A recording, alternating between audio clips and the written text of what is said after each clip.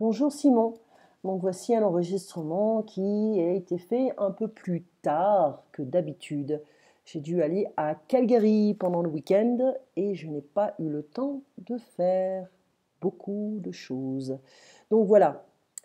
Euh, le jeudi dernier, on a fait communication progressive, on avait parlé de beaucoup de choses. Je t'avais dit que j'étais malade. Non, tu m'avais dit que tu étais malade un peu, que tu avais mal au ventre. C'était une petite grippe, mais en fait, je pense que tu avais mangé quelque chose de mauvais. Et c'était une soupe aux lentilles. Elle a été préparée. Bon, être préparée. Ok. Euh, et tu penses qu'il y avait un problème avec cette soupe. Moi, quand je suis malade, je prends de l'échinacea. Et tu as des amis qui prennent ça également à Londres, qui évitent de prendre les médicaments. Ce sont des amis qui ne jurent que par l'échinacea. Ils ne jurent, c'est pas juge, hein, juge, ils ne jurent que par l'échinacea. Ok. Avouer, admit, les agrumes, les citrus, hein, les agrumes, ce sont des citruses. Il faut bien manger, il faut manger beaucoup de vitamine C, surtout c'est la période d'hiver où il y a beaucoup les gens, il fait plus froid, les gens sont malades plus souvent. J'aime prendre la spirulina. C'est une poudre verte qui est naturelle et qui est plein d'oligo-éléments, plein de vitamines et plein de protéines. Et j'en en ai pas là en ce moment, donc il faut que j'aille à Whole Foods pour en acheter. Il faut faire attention au miel industriel. Il y a beaucoup de miel trafiqué qui ne sont pas du vrai miel et il y a un trafic, hein, qui est fait à ce niveau-là. Et les critères bio, bon, ils sont très, comment dire, ils sont très draconiens, très stricts, mais il faut quand même faire attention aux produits bio parce qu'il y a beaucoup de trafic également à ce niveau-là. Ok. Il y a une différence, oui, entre un produit bio et non bio. Ok. La vitamine, les produits chimiques, on ne les voit pas, on ne peut pas les voir, on ne peut pas les goûter, on ne peut pas les sentir, mais ils sont là, surtout sur les pommes.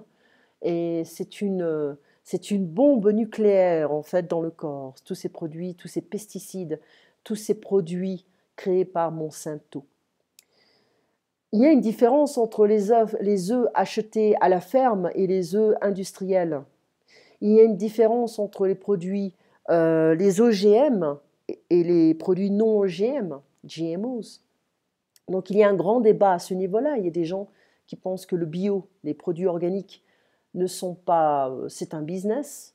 Et puis il y en a d'autres je ne sais pas pourquoi je répète la même chose, qui ne jurent que par les produits bio. Ok. Euh,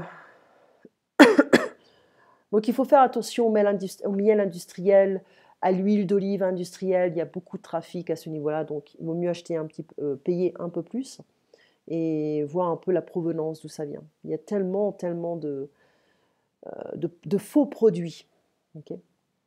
On parlait de Donald Trump, il ne peut pas se concentrer plus de 30 minutes. Ok. Être d'accord, est-ce to agree?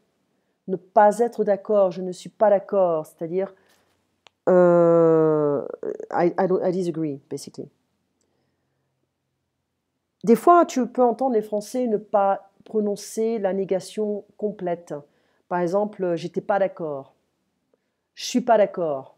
Ok, tu peux les entendre dire ça très très souvent, c'est très commun. Donc c'est une négation incomplète, mais bon, c'est pour le français parlé.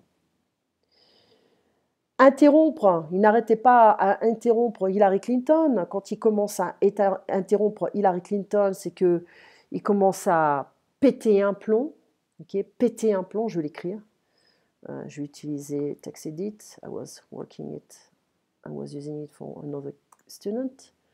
Euh, donc, attends, je vais l'écrire ici, si j'y arrive. Voilà. Donc, péter un plomb is to burn a fuse, basically. Hein? commence à péter un plomb au bout de 30 minutes, 1 heure. Et quand il commence à interrompre, en fait, je pense que Hillary Clinton a tenté Donald Trump.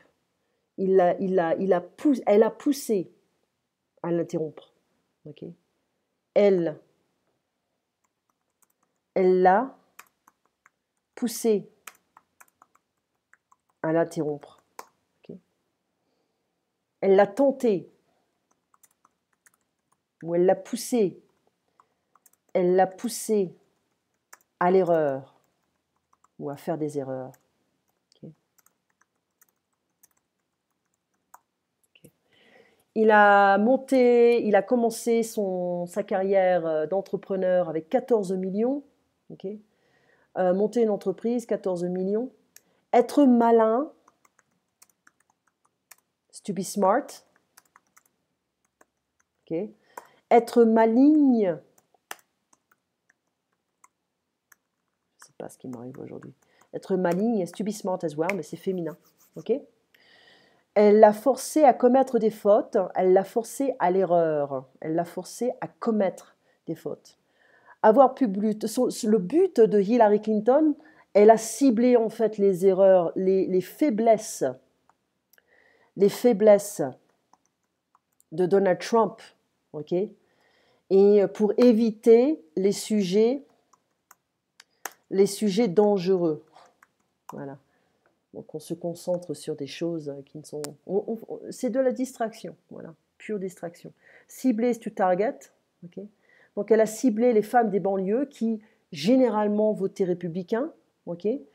Elle a changé un peu certaines choses pour les femmes qui ont des enfants avec un salaire minimum.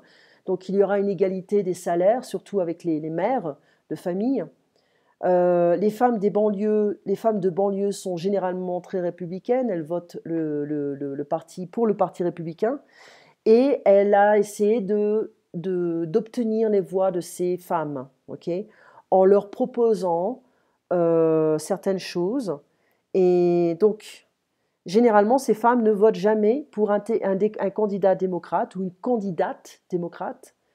Et les démocrates n'ont jamais gagné les votes de ces femmes ou les femmes des banlieues. Okay. Ce sont des femmes célibataires, c'est une minorité. En fait, les minorités sont généralement pas des minorités aux États-Unis. Les minorités ne sont pas une minorité aux États-Unis. Okay. Les électeurs éduqués, the voters, électeurs, okay, font partie des démocrates. Les électeurs républicains sont généralement très misogynes, hein. Mais bon, les femmes des banlieues ne savent pas vraiment ce genre de choses. Donald Trump s'est saboté, il s'est saboté royalement. Il aurait pu gagner si, tu vois, bon, il y a quand même un électorat assez fort, c'est-à-dire des gens qui votent pour lui, un électorat assez fort. Mais bon, il a perdu des voix avec son comportement. Okay. S'il pouvait contrôler ses mots et ses émotions, hein, il aurait pu faire un peu mieux. Le chômage, unemployment, bon, c'était de sa faute, une toux. Ça, c'était quand j'ai commencé à tousser, je ne pouvais pas m'arrêter, donc j'ai bu un peu d'eau et ça s'est mieux déroulé. Pour la première fois, for the first time. Okay. Les Parisiens sont plus arrogants, plus directs.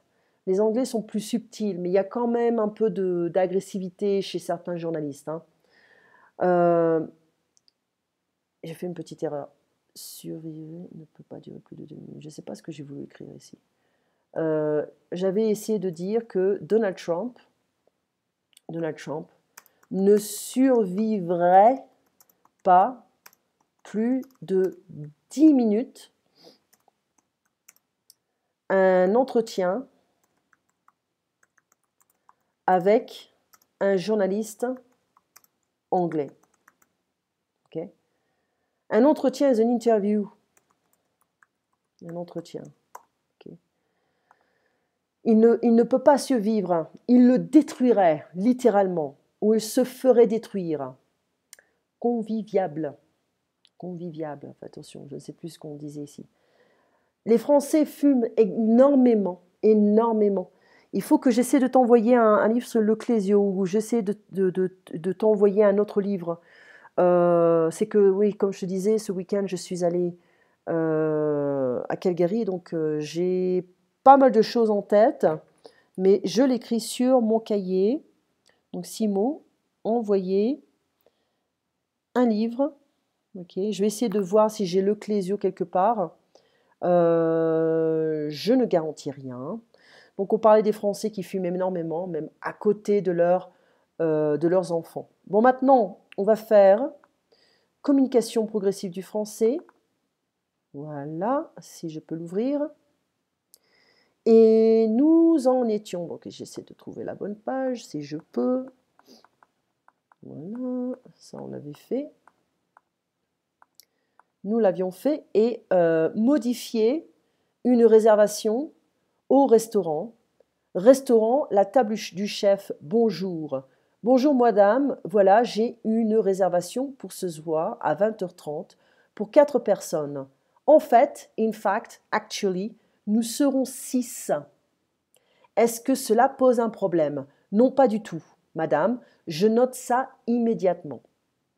Modifier une réservation à l'hôtel. Hôtel du Parc, bonsoir.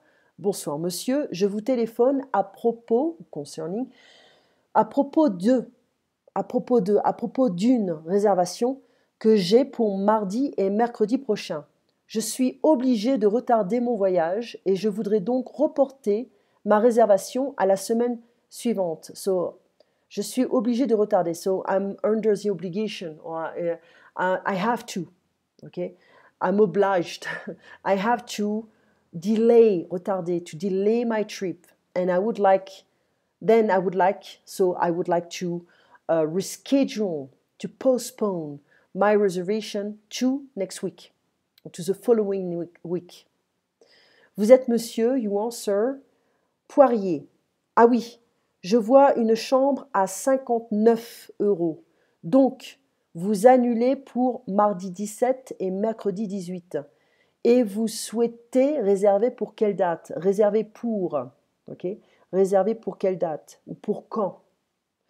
Une semaine après, mardi 24 et mercredi 25. Alors, le problème, c'est que pour ces dates, je ne vais pas, I'm not gonna have, je ne vais pas avoir de chambre. Mais qu'est-ce que je vais faire alors? Écoutez, je vais vous donner le numéro des 3 autres hôtels de la ville. Merci, vous êtes bien aimable.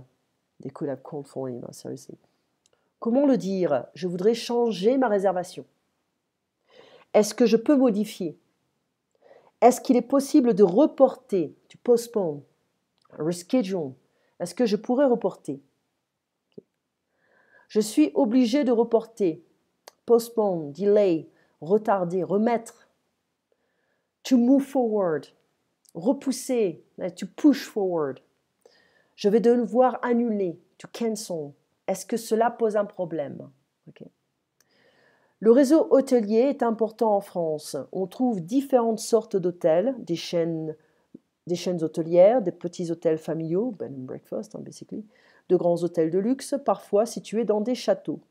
Avec les années, d'autres formes de logements se sont développées. Les gîtes ruraux, maisons à louer à la campagne ou dans un petit village, des séjours à la ferme, les chambres d'hôtes. Les séjours à la ferme, ça peut être très bien, mais ça sent mauvais, ça sent très mauvais. L'exercice numéro 1, donc dialogue 1, la cliente annule sa réservation. Je ne sais plus.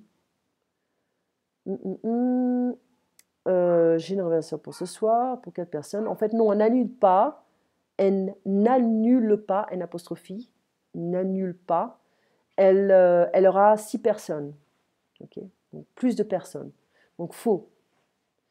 Le restaurant trouve une solution. Le restaurant trouve une solution. Oui, il n'y a pas de problème. Vrai. Dialogue numéro 2, le client annule définitivement sa réservation. Quels sont définis? Non, il veut repousser pour la semaine prochaine. Donc faux. Faux, pardon. Le client voudrait changer les dates de sa réservation. Vrai. Et l'hôtel n'a plus de chambre pour les nouvelles dates. Vrai. Dites quelle phrase permet de réserver ou de modifier une réservation. Je voudrais savoir si vous avez une chambre pour demain soir. Réservée. Finalement, nous serons 4 personnes et non pas 3. Modifié. Je dois reporter mon séjour à la semaine prochaine. Modifié. Je voudrais réserver une table pour mardi soir. Réservé. Je voudrais modifier l'heure de ma réservation de taxi. Modifié. Remettre le dialogue dans un ordre logique. Bon, on commence toujours par bonjour. Hein. Bonjour monsieur, je vous téléphone à propos d'une réservation que je voudrais modifier. Oui, madame, c'est une réservation à quel nom? Madame Vanier?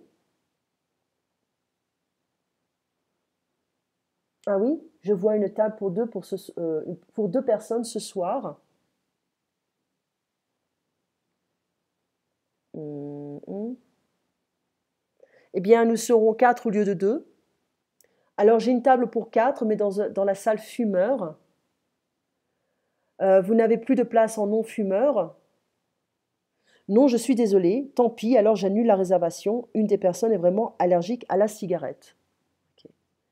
Voilà. Et puis ici, on peut faire un dialogue.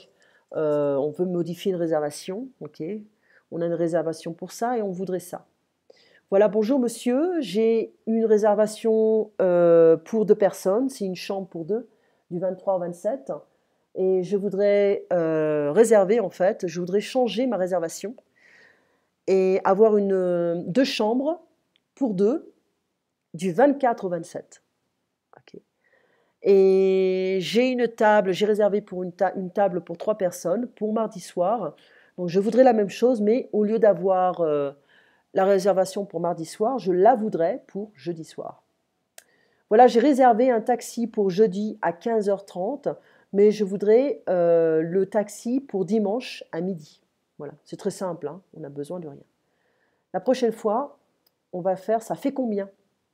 Et ce monsieur veut acheter un collier, et puis bon, il y a des prix un peu différents, il a un budget, et on va voir un peu ce qu'on va faire. Hein, voilà, vous voulez mettre combien, ça fait combien, etc. Donc c'est assez facile ici.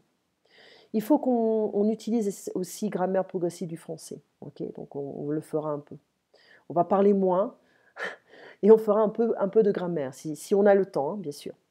Tu passes une très bonne journée, Simon.